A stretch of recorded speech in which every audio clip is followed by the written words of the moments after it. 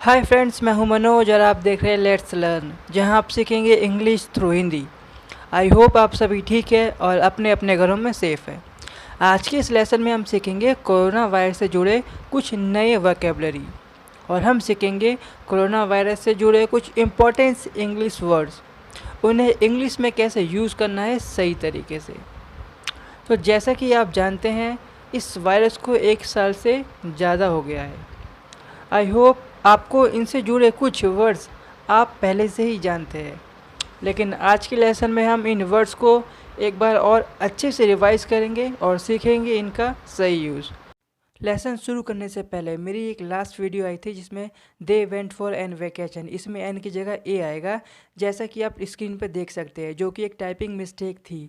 So sorry for that. तो चलिए करते हैं शुरू। सबसे पहले कोविड-19, यह एक शॉर्ट फॉर्म है कोरोना वायरस डिसीज़ 2019। यहाँ पे COV means corona virus, D stand for disease, 19 stand for 2019। क्योंकि यह वायरस सबसे पहले 2019 को पाया गया, इसीलिए WHO ने इसे कोविड-19 नाम दिया। I hope that's clear.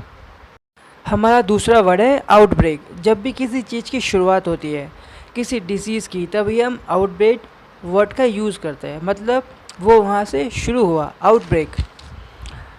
For example, corona virus outbreak started in China.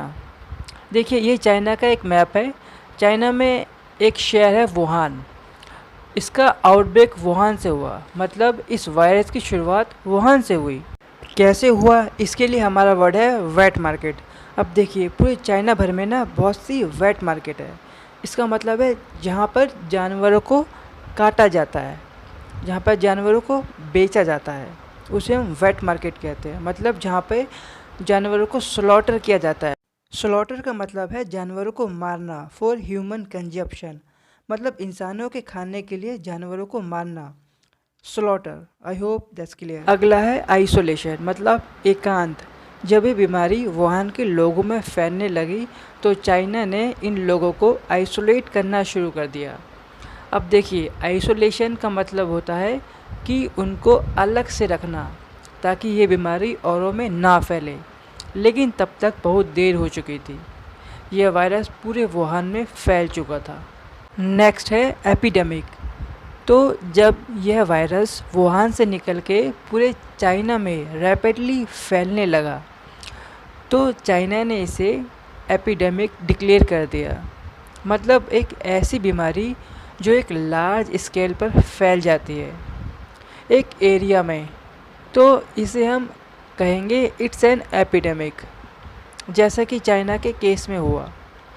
जैसे शुरुआत में यह वायरस सिर्फ चाइना में ही फैला, तो इसे हम कहेंगे इट्स एन एपिडेमिक, राइट। तो जैसा हमने देखा कि चाइना में फैला है तो इट्स एन एपिडेमिक, लेकिन क्या हुआ कि चाइना में दुनिया भर से लोग आए और दुनिया भर से लोग गए, तो ये वायरस भी उनके साथ दुनिया भर में फैला। सो ऑलमोस्ट दुनिया भर के सभी सिटी इस वायरस से अफेक्ट है, तो तभी इसे कहा जाता है पैंडेमिक। पैन मीन्स एक वाइड एरिया, एक large area, demic means the disease, तो तभी WHO ने इसे पैंडेमिक डिक्लेयर कर दिया। I hope that's clear. अब देखते हैं अपना अगला वर्ड, जो कि है क्वारंटीन। इसकी प्रोनाउंसिएशन है क्वारंटीन, नॉट क्वारंटाइन। क्वारंटाइन कुछ भी नहीं होता है। अब देखिए, गवर्नमेंट क्या कर रही है, जो इस वायरस से अफेक्ट है, गवर्नमेंट उन लोगों को क्वारंटीन कर रही है ताकि यह वायरस और लोगों में ना फैले। क्वारंटीन कर रही है मतलब आइसोलेट कर रही है, कम्प्लीटली अलग कर रही है। नेक्स्ट है airborne virus. So one good thing is there, it is not airborne virus, मतलब ये वायरस हवा से नहीं फैलता है। जो वायरस हवा से फैलते हैं उन्हें एयरबोर्न वायरस कहते हैं। जनरली खांसी वगैरह के वायरस ऐसे होते हैं, लेकिन ये वायरस सोशल कॉन्टैक्ट से फैलता है, जैसे पार्टी, वेडिंग्स, जहाँ पे गैदरिंग होती है, जहाँ पे बहुत से लोग होते हैं। I hope it's clear what is airborne virus. चलिए देखते हैं अगला। तो जैसा कि हम जानते हैं, इस वायरस की वैक्सीन बन चुकी है। इसकी प्रोनाउंसिएशन है वैक्सीन। वैक्सीन क्या होता है? हमें बचपन में टीके लगते थे, पोलियो के टीके, हेपेटाइटिस बी के टीके, जो हमारी इम्यूनिटी सिस्टम को बढ़ाने के लिए दिए जाते थे ताकि हम बीमारियों से लड़ सकें। वैक्सीन बनाते कौन है? वैक्सीन बनाते हैं वायरोलॉजिस्ट, जो वायरस की स्टडी करते हैं, उन्हें हम वायरोलॉजिस्ट कहते हैं। और वायरस की स्टडी को कहते हैं वायरोलॉजी। तो ये सब थे कोरोना वायरस से जुड़े कुछ न्यू वर्ड्स जो आपके कॉन्वर्सेशन में आपके काम आएंगे। तो चलिए जल्दी से लेसन को रिवाइज करते हैं और देखते हैं इनका यूज़। सबसे पहले आता है कोविड-19, मतलब कोरोना वायरस डिसीज़ 2019।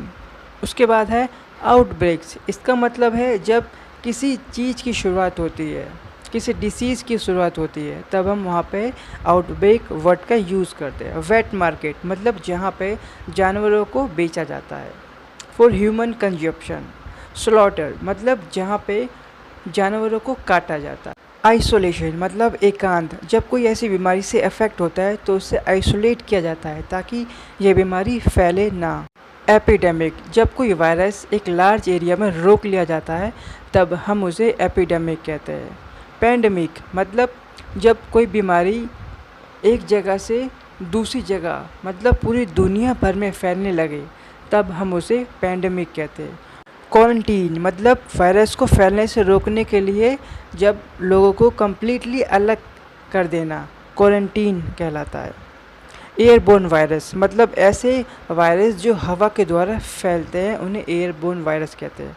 वैक्सीन, जो हमें बचपन में एक टीके की तरह लगते हैं, जैसे हेपेटाइटिस बी का और पोलियो का।